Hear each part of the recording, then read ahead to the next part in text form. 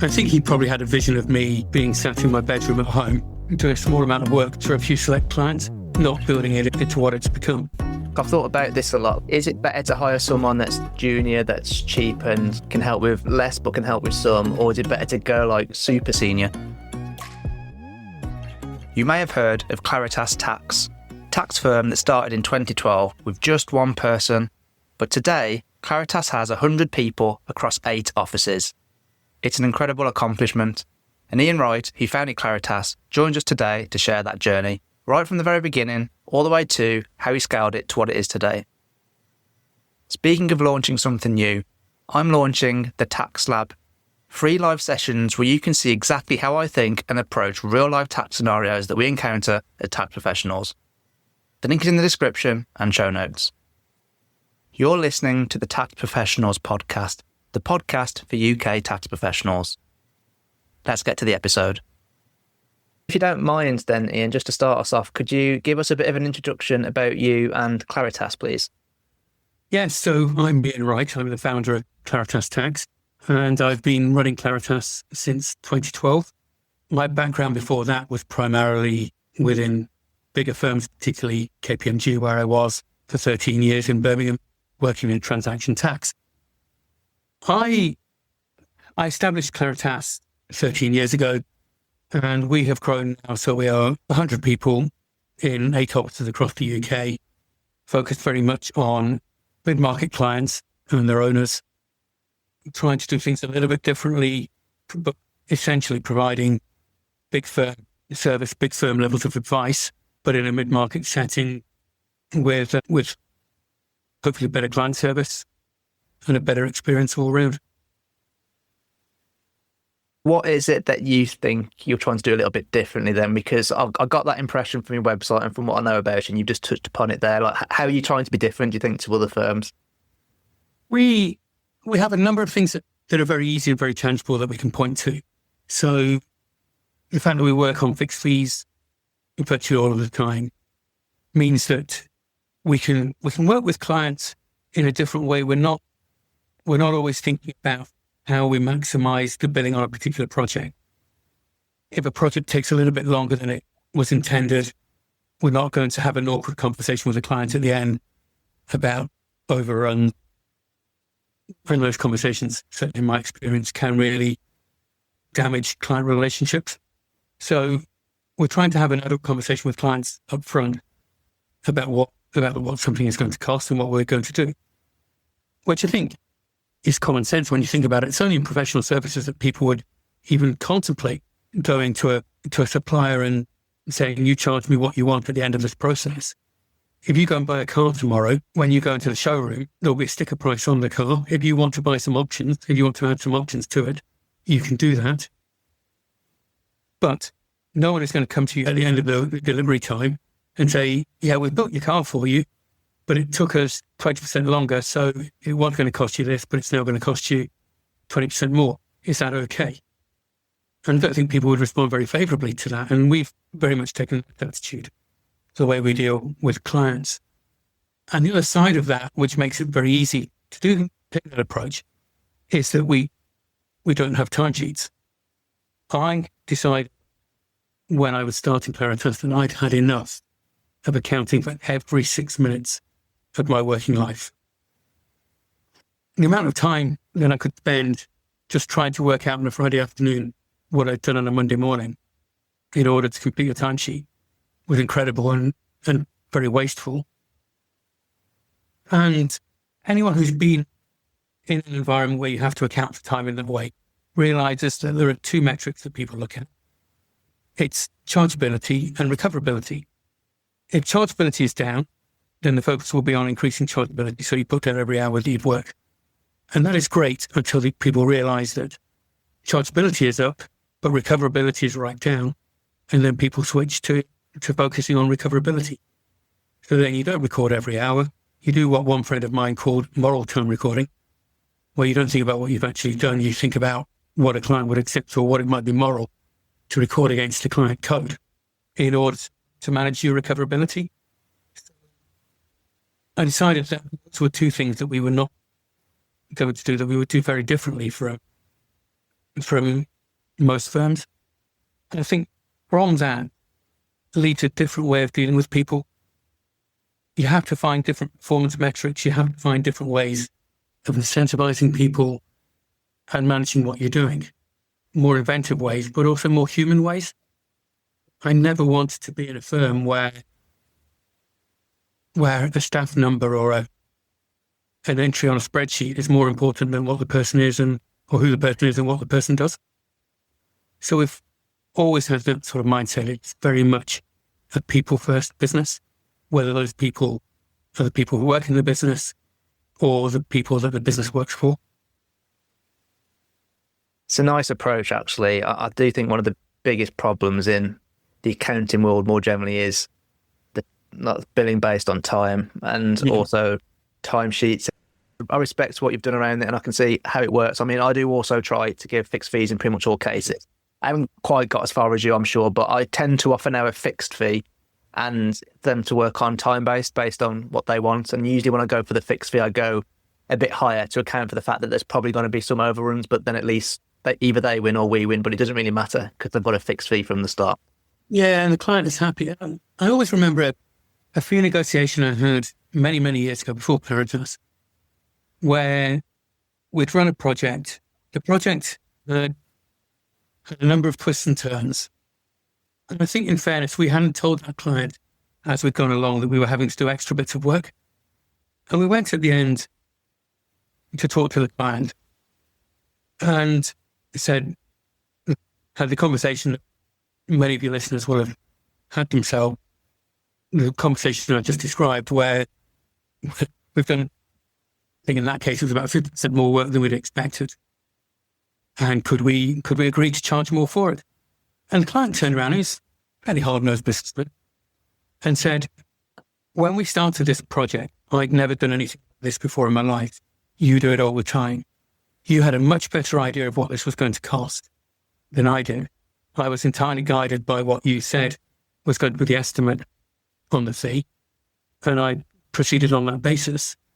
Had you told me halfway through that you were doing all this extra work, I could have decided whether I wanted you to do it or not.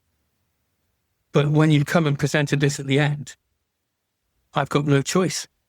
So he then took a very hard view and said, look, if you want to charge anything more for this, then we're going to fall out and you're never going to get a piece of work from me again. Yeah. And I took a lot of lessons from that. It was quite a hard lesson to take. To have to go back to the office and say, I tried to get more money from that particular client, but the client wasn't willing to do it. But it was the right answer for that client. And I think it was the right answer for all clients. Let's go back then to 2012, just before you started Claritas then, because my understanding is you had like a few options on the table and setting up your own firm was one of a few. So do you mind us talking through what was on the table and what was going through your mind back then? Yeah, so I decided I was leaving one firm and I had an offer to join as a partner in another mid-tier firm. And I mean, it was tempting. I won't name names for obvious reasons, but I'd been thinking for a number of years about doing something different. I'd always wanted to be entrepreneurial and to do things on a different basis. And so I talked to quite a few clients, obviously talked to my wife, talked to some friends, talked to former colleagues, get an idea of what they thought it would look like, whether they would be prepared to work with me if I started a business and effectively was on my own for the first period of time. And the more I thought about it, the more I thought, this has really got legs. So I started building a business plan for setting up the business. I always knew there was a plan B, which was that if things didn't work out, I'd go and get a proper job. I'd go back into the profession. I'd be able to take, clearly I would have no restrictions. I'd be able to take any clients that I'd won with me. But I knew from talking to a few clients who I will always be grateful to, that I was going to be able to pay the mortgage for the first few months. So I thought, this is what I've always wanted. Let's pursue it. And so that's what I did. There was an interesting comment, wasn't it, the one recruiter made at this time as well? Yeah, it was. I think I can probably name him. He's joked about it a number of times. Saw him a couple of weeks ago. He joked about it. Ed Starkey and Michael Page, but he got me this job lined up, and he lost his commission when I said I wasn't going to take the job and was starting my own business. And his comment was that people who can get a partnership at a particular firm weren't the sort of people who started their own businesses. I think he probably had a vision of me being sat in my bedroom at home doing a small amount of work for a few select clients, not building it into what it's become. And he was joking about it when I saw him a couple of weeks ago and saying, yeah, I think we've certainly done better from you through Claritas than we ever would otherwise. So it's all worked out very well for him as well as for me. Yeah. Did it almost change your mind when he said that, or did it not impact you at all? No, I'd made my mind up by that point. Fair enough. Yes, you weren't going to be swayed. No, I think it was good at the time to have different options and to be thinking about things in different ways, but it was just the ideal opportunity to really do this. Yeah, that makes sense. So you did mention then, though, that you did draw up a business plan then. So yeah. What kind of was that plan? Obviously high level, and like, what was your vision back then? Because did you ever see it getting to where it would get now, or was it completely different? Like, I'd be interested to know what you had in mind at the time. Yeah, so at the time, the plan really was, I knew some clients that would work with me. And the plan was really around other clients that I could approach, where I could get work from, and how over a 3-year period, a 3 to 5 year period, I could start building the work, focusing very much on what I'd always done. And the plan had people being recruited into the business. It was always an aim. It was never going to be me on my own. It's always the plan that people would join the business relatively quickly. So that was how it shaped up in the first iteration of the business plan, really with an aim to get towards $1 million of turnover and to get 10 to 15 people within the business in a reasonable sort of time frame. Because I felt at that point it would then have established itself and have become a business properly rather than just self-employment. Obviously, as time goes on, you very quickly evaluate the plan. You think about how it needs to evolve. Some things work out in the way you expect them to. Some things don't work out as well. Some things come out of left field and are far better than you ever imagined. And I think, so the plan evolved. And within about 9 or 10 months, I'd realised I'd got to a point that I wanted to get to of having too much work to deliver myself. So I then started talking to David Nolan, who had worked with me at RSM, and who I was very keen to bring on board as employee number 2, if you like. And he eventually said, yeah, that would be a great idea, and he wanted to do it. So that was it. He joined the business when the business was 15, 16 months old. And we grew from there. Yeah, so 15, 16 months in was when you finally got your second on board. And Yeah. what kind of grade was that then, or seniority? Because like I've thought about this a lot, like, is it better to hire someone that's like junior, that's cheap and, can help with less but can help with some, or is it better to go like super senior basically, so that you've got a safe pair of hands, they can deliver things, they can win work, etc. Like, so I don't know much about David. I think you said his name was. So like, what was that for him? So Dave was very experienced. He joined as an associate partner, or associate director is what we call it then, but associate partner now. And the idea with bringing Dave in was that he was someone that I could bounce my ideas off. He'd have his own ideas and would bounce them off me. So we could work very much collectively. I think had I recruited someone more junior at that time, it would have been more demanding on my time. And I don't think it would have worked. In my situation, I don't think it would have worked as well.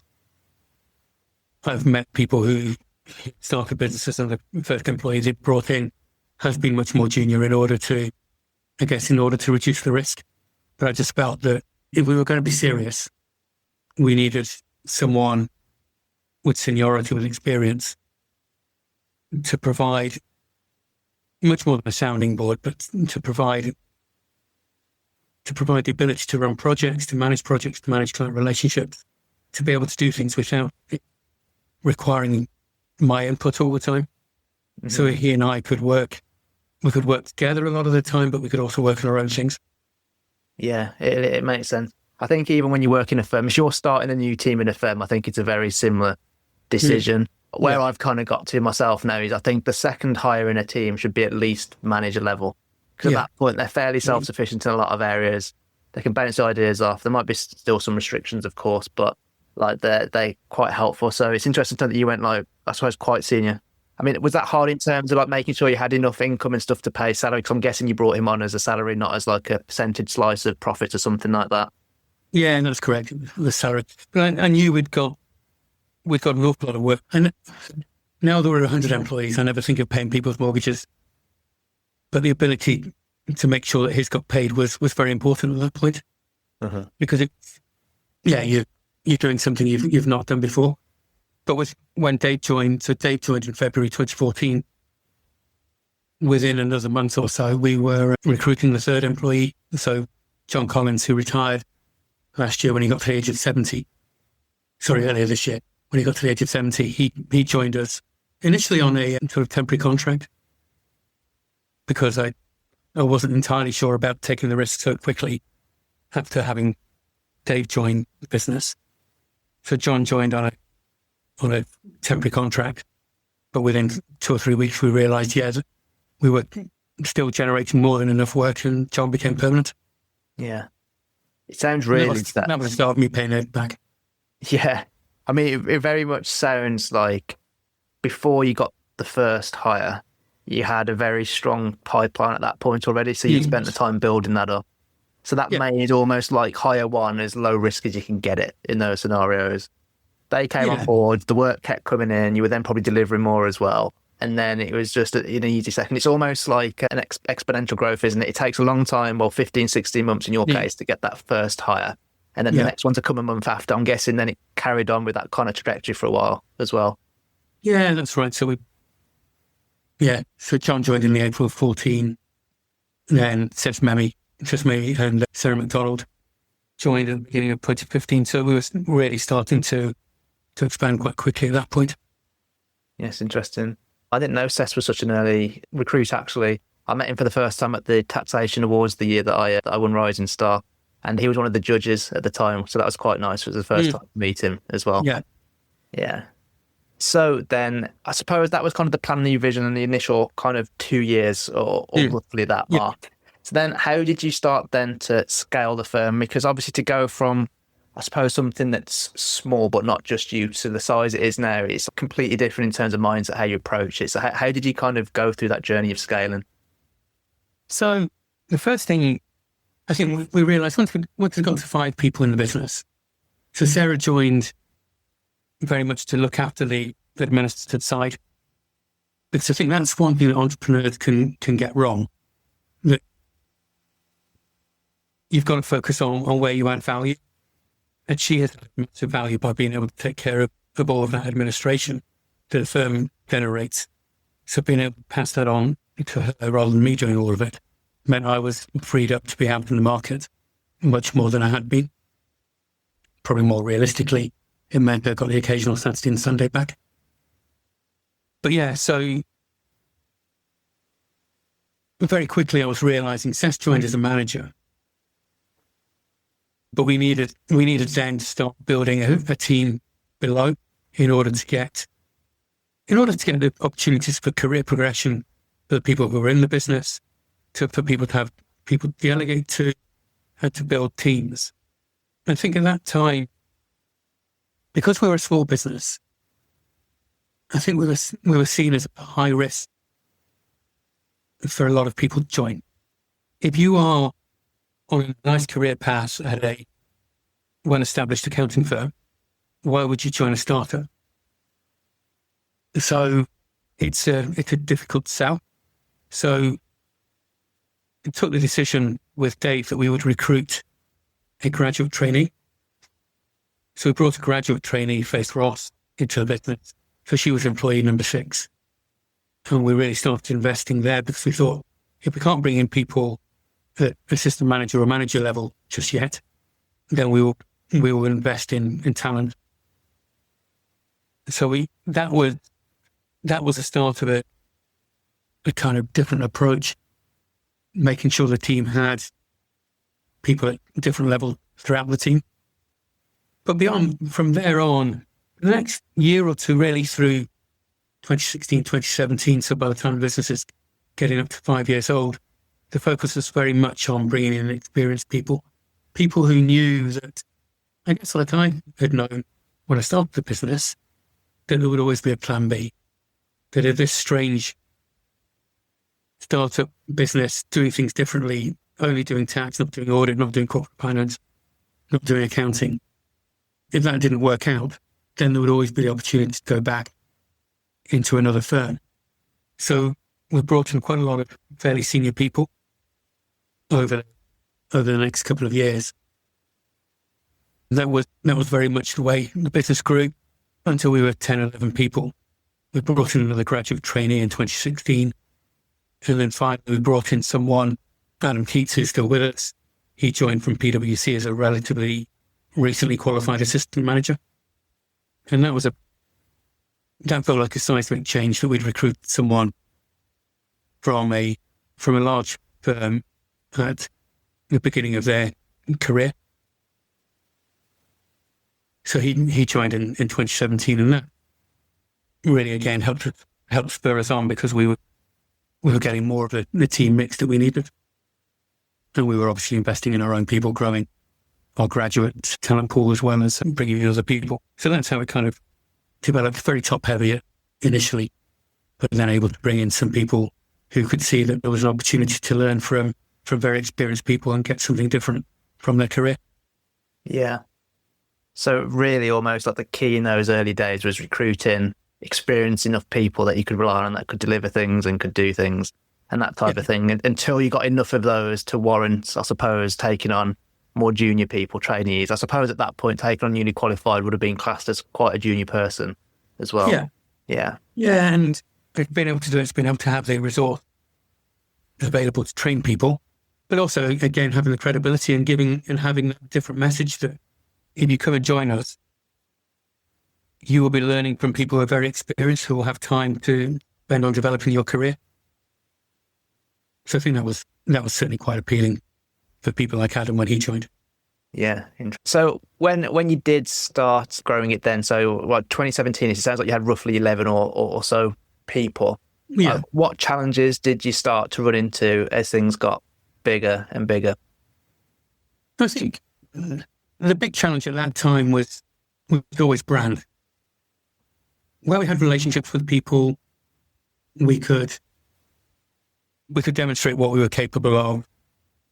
They may have experienced what we could do as individuals, maybe in previous firms, or they could take soundings from others. But there is a limit to how far your brand will stretch when you're a relatively small firm. So that was probably the biggest challenge. And in some ways, even now with 100 people, remains a challenge, particularly in London, which we have recently started to exploit more. But we've always had to be able to demonstrate our credentials. I remember we'd had a client that had been bought by a fairly acquisitive corporate business. And that business was looking, not long after the acquisition, to change its advisors. I think they'd probably been using their auditors for tax advice and could no longer do that for audit independence reasons. So they decided they were going to put their tax work out for tender. And they chose 2 top 6 firms. And we were invited because the business that we had worked with before that had been sold into it put in a really good word for us. We didn't have a relationship with the finance team of the parent company, but nevertheless, they invited us to be part of the process. And so we put our best foot forward.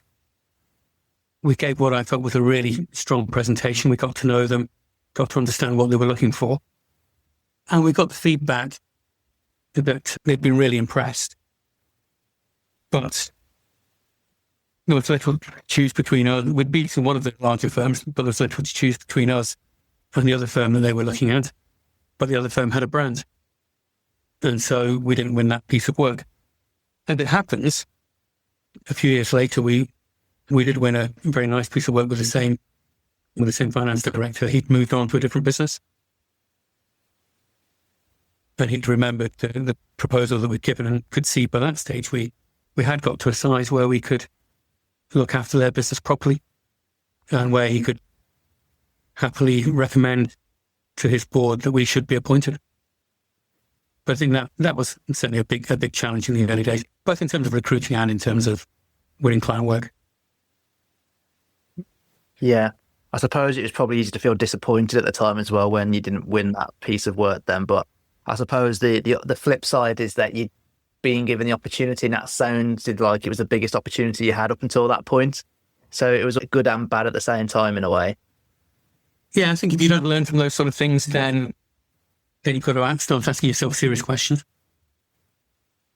So we certainly took lessons from it about how we could overcome the lack of brand awareness we had at the time and effectively make a virtue of that rather than a negative, which was really about personal service. Yeah. It's not something I would have thought of actually as being a potential challenge. So it definitely wasn't what I was expecting the answer to be when I asked the question. But so how did you go about solving that then? What do you feel like the key was, or potentially multiple things? In terms of solving the brand, I mean, we've just gone through a rebranding. We did a rebranding about 5 or 6 years ago.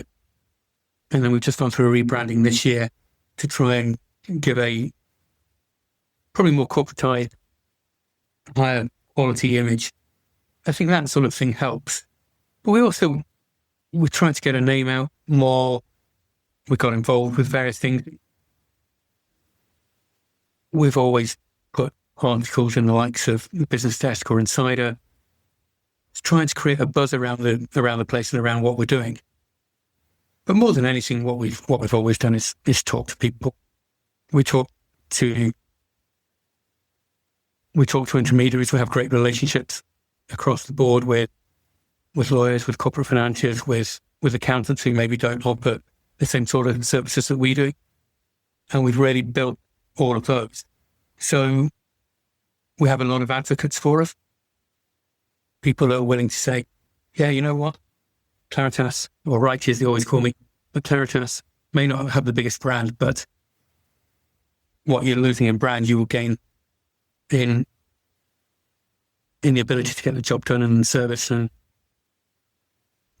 commerciality. So we've really tried to play on that, Lee, getting other people to advocate for us. Yeah, that makes sense. I suppose almost what I'm trying to take away in terms of tangibles there, then it was like have more visibility on you. So get yourself into like some of the magazines and other places where people see you. It was like building strong relationships with particularly intermediaries. It sounds like that would be big advocates for you. And those two things must have taken you quite a long way then. Yeah, exactly. I think you do other things. When you mentioned the College Taxation Awards a few minutes ago, but entering things like that was the first time we did that, I think was 2017 or 2018, and we didn't win for the first couple of years. But you're getting name recognition, you're putting your name in front of a lot of people in Taxation magazine, so it starts to build credibility. We tried other things along the way. We tried things like pay-per-click advertising. We got an awful lot of people ringing up asking for advice on child tax credits, or the really lazy one asking for a taxi to Great Bar. But so we kind of stopped the pay-per-click after a while, but we really focused on the core message and getting that out to as many people as possible. One thing I'm curious about as well, actually, is because it must be very different running a firm of the size it is now compared to what it was like back in 2017 days. What do you think is the biggest differences in terms of maybe like mindset, how you have to approach things now and the way that you think about the business? I mean, the biggest change is that we now have a whole group of people who can make things happen. We've got a massive support team. We've got a finance director. We've got an operations director. We've got a marketing team. We've got business development teams. We've got Sarah still with us as a financial accountant within the finance team. So there is an infrastructure there which makes things a lot easier. So you can cope with a lot more, and we can really focus fee earning time on clients. So that has made a big difference in terms of challenges, in terms of differences. The big challenge is, as we continue to grow, making sure that we do not lose what made us different, what made us, you want to use the word great in the first place. So making sure that when we're in different offices, people feel the same sort of Claritas experience. So those are the challenges. Those are the things that are different. When the whole firm is sat in one room in Birmingham, it's very easy to make sure that everyone's happy, that everyone's pulling together. That becomes something you have to think about more when the team is bigger and it's spread across the UK as we are now. But I think so far we're doing pretty well. We had a conference last week for everyone. So we had the whole firm in one room in Cheshire. And that was really invigorating. People could meet people they'd never met before, or they'd only spoken to on Teams before. So that was really powerful in terms of delivering the brand message and also doing a load of great technical training. Technical is just one half the training needed to become a great tax professional. Skills training is the other half. One of the best ways to sharpen your skills is to see how others tackle real scenarios that we encounter as tax professionals. That's exactly what we do live inside the Tax Lab, giving you practical takeaways that you can apply straight to your work. You can sign up free at thetaxprofessionalspodcast.com/the Tax Lab. Link is in the description and in the show notes. Yeah, sounds good. I mean, I suppose the key thing, because you did mention infrastructure as well, I suppose that means that you just have to be responsible for less than what you were before because of delegating responsibility around to different teams. So what does your role really look like now then? Because I'm guessing at the start it sounded like it was winning work and delivery and pretty much everything else that you need to do basically. And now what does your role look like? What do you actually do week by week nowadays? So I would say probably 80% of my time is still spent with clients or thinking about clients. The rest of the time is thinking about the business and how we do things, what new strategies we could have, employment and recruitment, because they remain very important. We're very keen to carry on growing. We've got ambitious growth targets for this year. But yeah, thinking about the whole strategy. We run the business on service lines. So we have 7 different service lines across tax, corporate and M&A is one, corporate compliance, VAT, employment taxes, private client, share schemes and equity reward, and tax incentives and reliefs. So managing all of those, putting all of those together. Matt Hodgson and I, Matt leads our Manchester office, and he's my business partner nowadays. So the two of us spend a lot of time talking about different things within the business, and that takes up an awful lot of time. And then working with everyone, making sure that people are happy, making sure that clients are getting what they need. And that is it. Today, I'm in Leeds. We've got a launch event in Leeds with about 120 people turning up tonight. So I will be there. Hopefully, I won't speak for more than a couple of minutes. Justine Stalker, who leads the office here, is going to do a speech. I will then just do a general Claritas overview. But I'm looking forward to meeting as many people as possible who are new to Claritas, who didn't know Claritas before we open the office in Leeds in June. So that's a big part of the role, being in some way the public face, or one of the public faces of Claritas is really important. It's something I really enjoy doing, and it takes up a lot of time. I would have actually thought you would spend less than 80% of your time on clients, but I'm presuming you've kept that because it's one of the things you enjoy most about the work. Yeah. I love talking to clients and helping them work out how to help solve problems. And the great thing about tax it can be a very dry subject, and people probably criticise us for the fact that it can be dry. But it leads to so many things. It's such a commercial issue. So much of what we do is not necessarily about purely saving tax. It's about how people solve problems, about how they deal with issues, about how you get from where you are now to where you want to be, because it will all have a tax angle along the way. And that's what I really love. That's what really infuses me about the job. And then you can apply that to your own business. I think that's the beauty of what I do. I can hear clients talking about their issues. I can think, oh, we've got that sort of issue within Claritas. It's really interesting to hear how you're going about solving it, and also how I'm putting my mind to helping you solve it. And you can, so yeah, the ability to then take that and go back and apply it within Claritas is really great.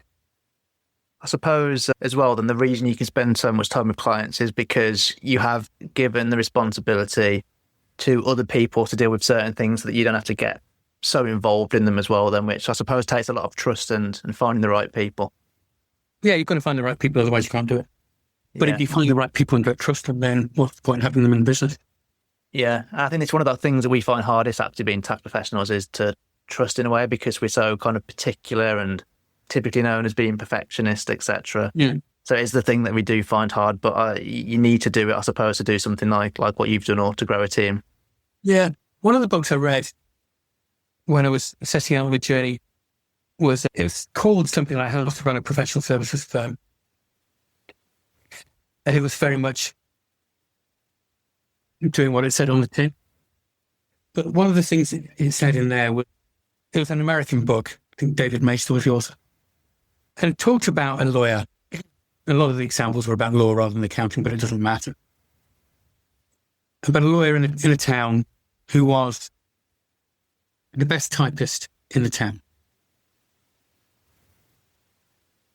He could type far faster than any other typist in the town, and more accurately than a day when these sort of things mattered. And so he could justify in his own mind typing up everything that he did. But he may have been twice as good as the next best typist. But even if he was twice as good as the next best typist, he couldn't earn as much as he could acting as a lawyer. So there was no point in him being the best typist in town if he wasn't generating work for himself as a lawyer. So you've really got to stick to the knitting, stick to what you understand and what you can do that is of real value within the business, and allow other people to do the other bits that are of real value too. Yeah, I think I read something somewhere that said, like, if someone could do something 80% as good as you or you think they can, then that's it. Just give it to them and don't worry about it, basically, which I thought was quite a nice way of thinking about it. I think it is, yeah. And of course, because we are tax professionals, we do things in a particular way, and we have our 4I review process. So even if someone, I think there are an awful lot of people in Claritas that are far more capable than I am. So I'm probably 80% as good as a lot of them. But because you've got the 4I review process, even if someone isn't as experienced as you are, you're going to go through it and you're going to hopefully pick up that other 20%. And then they learn about the 20%. So next time they do it, they're 95% as good as you. And the time after, they're 110%. What are some of the lessons that stand out the most to you from your journey then? What would you wish you'd have known when you started out?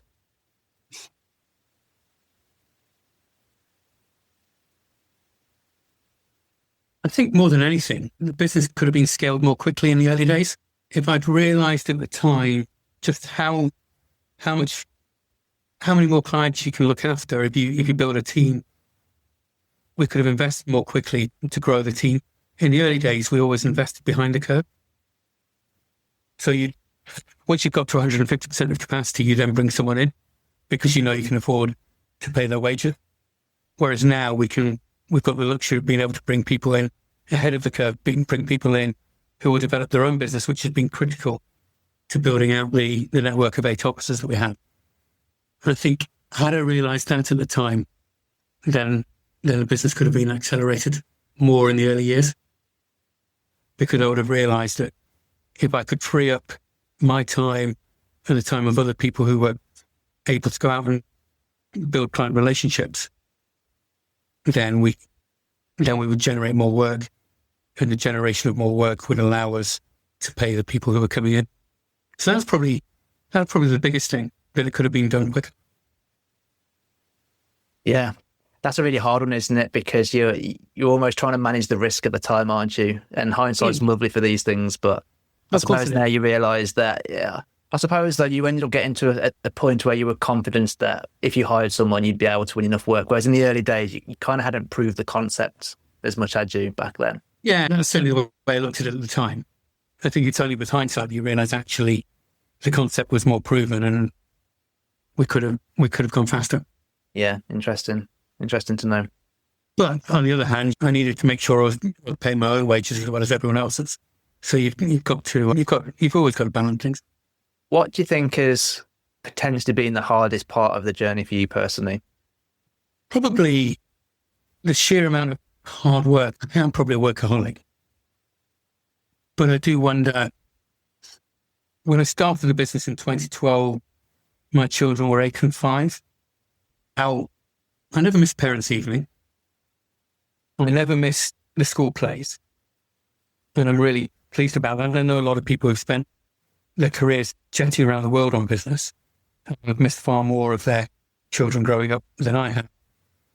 But there were too many times when I was getting home after they'd gone to bed. So I didn't see them as often as I should, and same for my wife. Didn't see her as often as I probably should have done. So I'm obviously very grateful to the family for all the support and the team effort that we've pulled in there. But I think that's probably the hardest thing when you think back. Did I always take the holiday I should have taken? No, I didn't. I would have done more of that with hindsight. Mm-hmm. Yeah, I think that's probably what a lot of people feel who have built up a business of the size that you have, because it obviously does take, and I think this is where people kind of don't realise it when they go, oh, it'd be great to start my own business. But the amount of time that you need to put in, particularly in those early days, is a lot. I mean, you did kind of reference the fact that you got your Saturdays and Sundays back sometimes in the early days. Yeah. And you think you were still working a lot of Saturdays and Sundays, even when you had about 5 or 6 people. Yeah. Last weekend I worked. What did I do? Certainly Saturday afternoon and a good deal of Sunday morning. Because there were things I had to do. We had the conference in the week, so I'd lost time because of that. So there were things I needed to do. Yeah, even last weekend I was still losing. And that's a relatively regular occurrence that I have to do work on weekends. Is that something that you would potentially like to change? Because you mentioned you think you're a bit of a workaholic, and which makes me think you probably enjoy it. But do you think now it's got to the size you can kind of take a step back in some areas and get some time back for personal life? I'm trying to get better at it. Every year I set New Year's resolutions around doing things differently. I've been trying to learn to play golf for the first time ever this year and having lessons. And I'm realising I need to reinvigorate that because of not having lessons since I went on holiday, or since the day after I came back from holiday. My golf coach went on holiday himself, and I've not booked another lesson. I've just been too busy to get one in. So I've really got to focus on that. It's too long to wait for another set of New Year's resolutions to do things differently. So yeah, you've got to get to a point where you do take a bit of time back. What do you think then is next for Claritas? What we're aiming at is continuing the growth that we've had. We've obviously got to think about what AI means for us as a business, but for tax as a profession overall. And I think there are some really exciting developments that we're looking at there that will allow us to do more, to spend more time with clients, free up time to allow that to happen. So it's really thinking about how that impacts the business and how we can carry on growing. But yeah, we're setting ambitious growth targets for the next few years. For people who want to learn more about you then, Iain, or get in touch, where's the best places for them to go?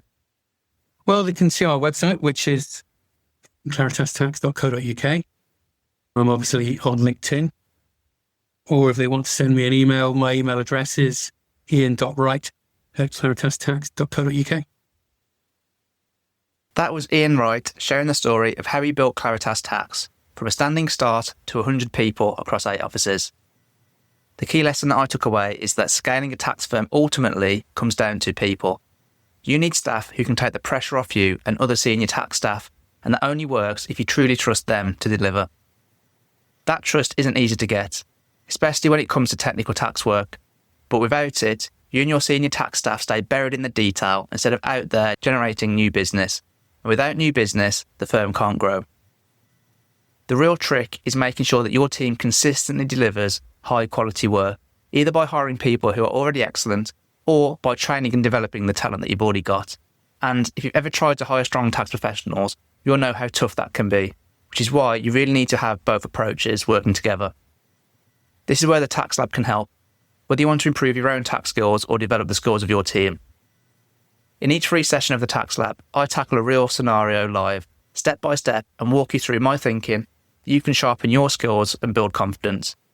Over time, that means less reliance on others, less stress, more efficiency, high quality work, and faster career progression. The first session is in October 2025, and in that session we'll work through one tax advisory scenario together so you can see exactly how I approach it. The exact tax advisory scenario is yet to be determined, but I'm thinking of allowing those attending to put forward suggestions from their work if they want to. You can sign up for free at thetaxprofessionalspodcast.com/thetaxlab. That's taxprofessionalspodcast.com/thetaxlab. This link is in the description for this episode and also in the show notes. The show notes can be accessed at thetaxprofessionalspodcast.com/TTPP123. That's thetaxprofessionalspodcast.com/TTPP123. And TTPP123 just stands for the Tax Professionals Podcast, episode 123. But that's it for this episode. I hope you've enjoyed the episode and have taken away something useful to help you to progress, develop, and improve your tax career. Until next time.